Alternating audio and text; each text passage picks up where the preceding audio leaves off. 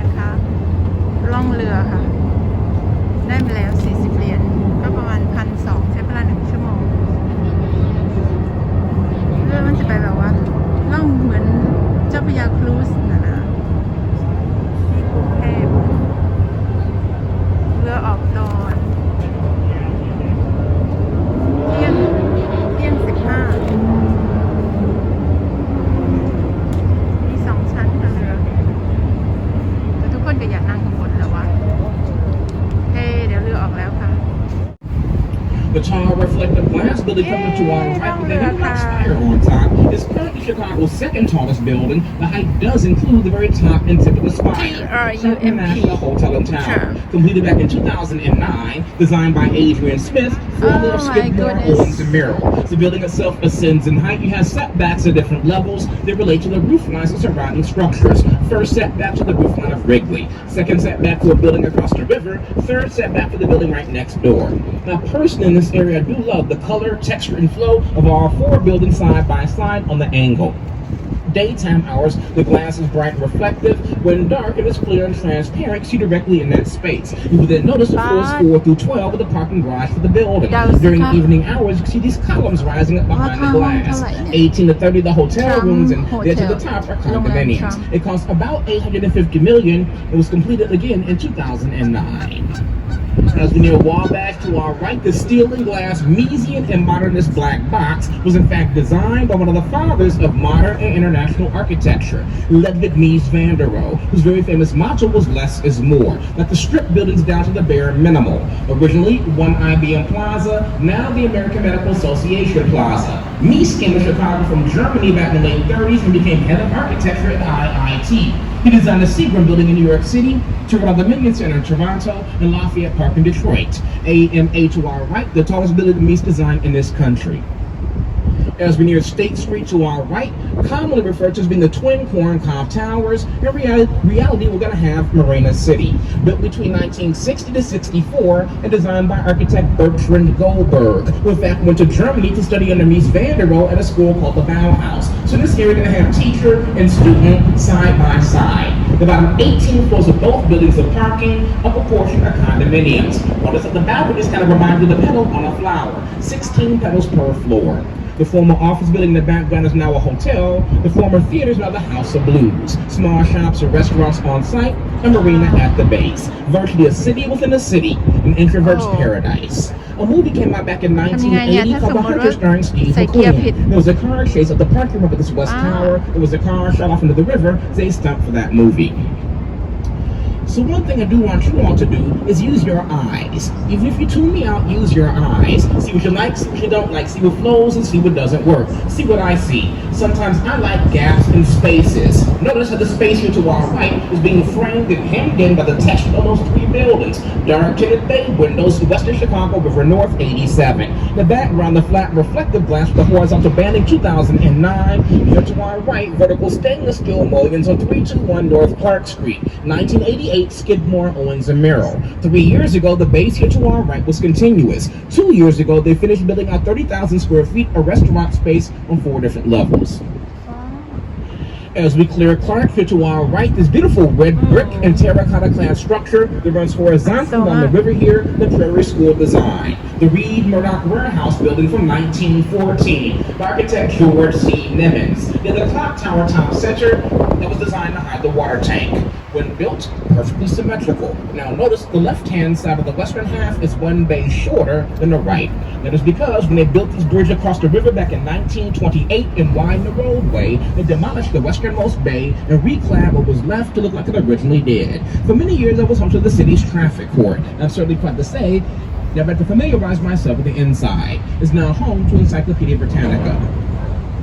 Anderson, Probst, and White, old building torn down, in its wake now rises a roughly 55-story tall office tower, 110 North Wacker by Getch Partners, same firm who did the Diva with a very cool base. Building it to our left, also very dynamic base on the riverside, those tripod-like columns. This is the tallest office building built in Chicago over the past 30 years. Rises to a height of roughly 820. Last I heard, they were like 65, almost 70% leased up with tenants. Largest tenant, Bank of America. They have have taken more than 500,000 square feet, along with the building's naming rights. So there to our left was Bank of America Tower.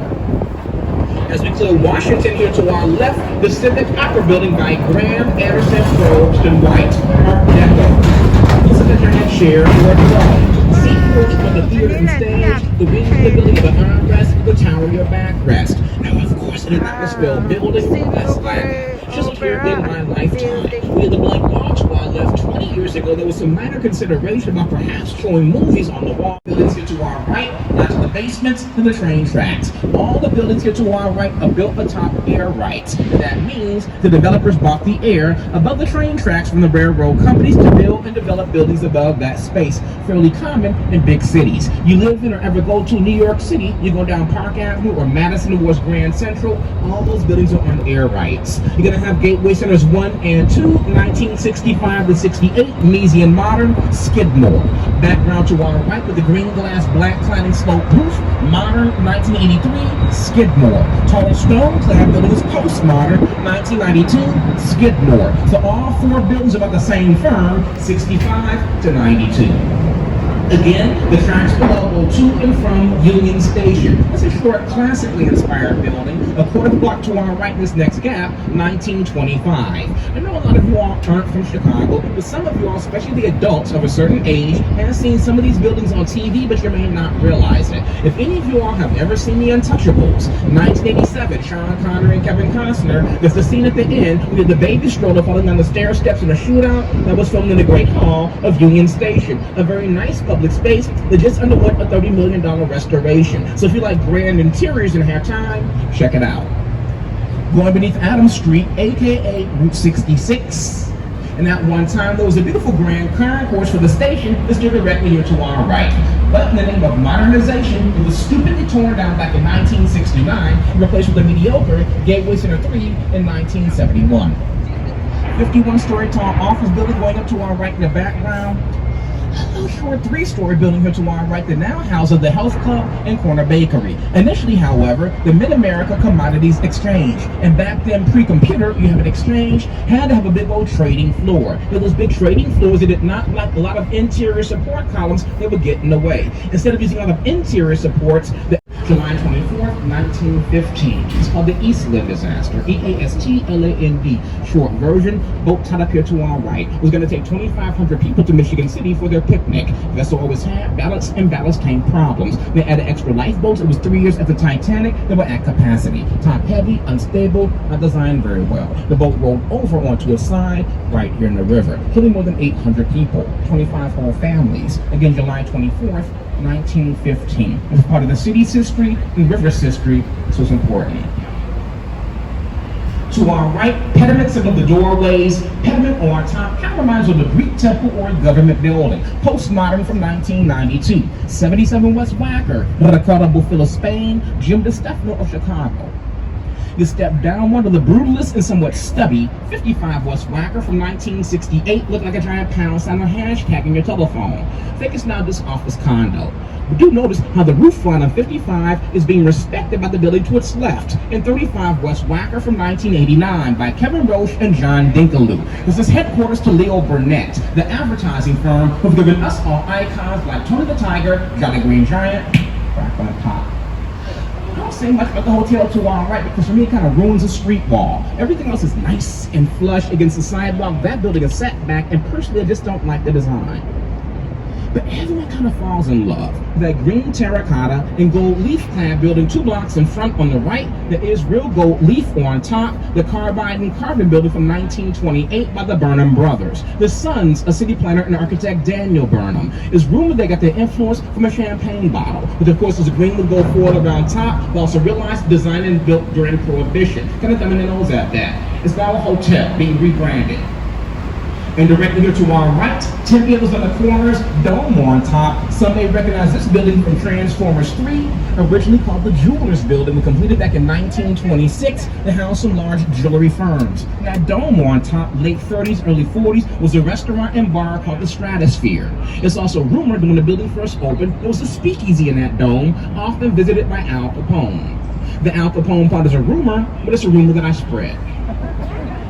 very slender, neo-Gothic building here to our right, initially called Mather Tower, named for Alonzo Mather, a railroad baron. It was going to be a twin on Michigan Avenue. The Great Depression said, nah.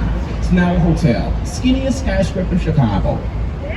Wedged in there like a cap after a root canal is an addition for the building right next door, originally the London Guarantee, and act to that building from 1923. Back in the 40s, 50s, and 60s, there was a very popular jazz club in the base called London House. Building's been renovated, now a hotel called London House. I see the people on top right now, so while you're here, maybe check to see if that rooftop bar has opened up for the season. Where the buildings here to our right now rise, where Michigan Avenue and Wacker Drive come together here, 1803 at this spot was constructed Fort Dearborn, and Fort Dearborn was the westernmost government outpost of the then United States. But now, to our left, down Michigan, in between Wrigley and Tribune with that yellow onion-shaped dome on top looking Moorish in its design, is from 1929. Initially, the Medina Athletic Club for the Shriners was a men's club and hotel. They didn't fare too well because of the Great Depression, put the building to receivership, then bankruptcy. Now the Hotel Intercontinental. As far as I know, there's nothing in that dome but mechanical space. Flagship Apple Store to our left by Foster and Partners of London, 2017, looking like a half-open MacBook Pro. Again, to our left, Tribune Tower, John Meade Tower, Raymond Hood. Again, Raymond Hood went on to help design Rockefeller Center. 3 years ago, the Chicago Tribune vacated that building. It's now being converted to 162 condominiums. Those developers have the parking lot behind the building and have major plans for that parking lot that got approved by the city 2 years ago. They've built to the current specs, will become Chicago's brand new second tallest building, designed by Gordon Gill of Adrian Smith Gordon Gill. It will rise roughly 113 floors, 1,422 feet. We want to start, I believe, sometime in 2022.